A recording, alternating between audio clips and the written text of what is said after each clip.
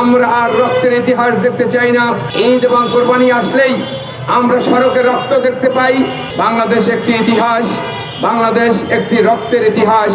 এই ইতিহাস পর্যালোচনা করলে অনেক সময়ের প্রয়োজন। পরবর্তীতে আমি আমার বক্তব্য তুলে ধরব। সংক্ষিপ্ত আকারে বলতে চাই, রক্ত দিয়ে দেশ স্বাধীন করেছে পাকিস্তান পিরিয়ড থেকে অদ্যাবধি লাস্ট জুলাই পর্যন্ত আমাদের রক্তের ইতিহাস বলে দেয়।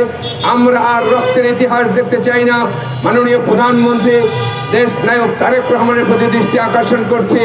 যারা ঈদ এবং কোরবানি আসলেই আমরা সড়কে রক্ত দেখতে পাই, আমরা সড়কে মানুষের প্রাণ হারানো দেখতে চাই, আমরা সড়কে বিভিন্ন অনিয়ম দেখতে চাই। গাড়ির ড্রাইভারের প্রতি অনীহা, গাড়ির ড্রাইভারের চালকদের ড্রাইভিং লাইসেন্স নেই। বিভিন্ন অনিয়মের কারণে আমার মা বোনেরা রক্ত দিচ্ছে, প্রাণ হারাচ্ছে। অতি সত্বর একটি সুরাহা করার জন্য আমরা অতি সত্বর বাংলাদেশ সরকারের কাছে অনুরোধ করব, আমরা যেন সঠিকভাবে যানজট নিরসনের সুব্যবস্থা করতে পারি। বিগত স্বৈর শাসনের আমলে দমন পীড়ন, গ্রেপ্তার, মামলা হামলা, গুম খুন, ক্রসফায়ার এবং শাপলা ট্র্যাজেডি, শেয়ার বাজার ট্র্যাজেডি, বাজার লুট সহ রাষ্ট্রীয় ব্যবস্থাও বিভিন্ন বিতর্কে জড়িয়ে পড়েছে।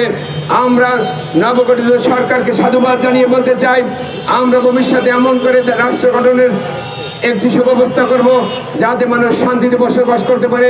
মানুষ একটু নিশ্চিন্তে আর রক্ত দেখতে চায় না। মানুষ যেন নির্বিঘ্নে চলাফেরা করতে পারে। মানুষ যেন তার ভোট এবং ভাতের অধিকার রক্ষায় মানুষের সামনের দিকে অগ্রসর হতে পারে।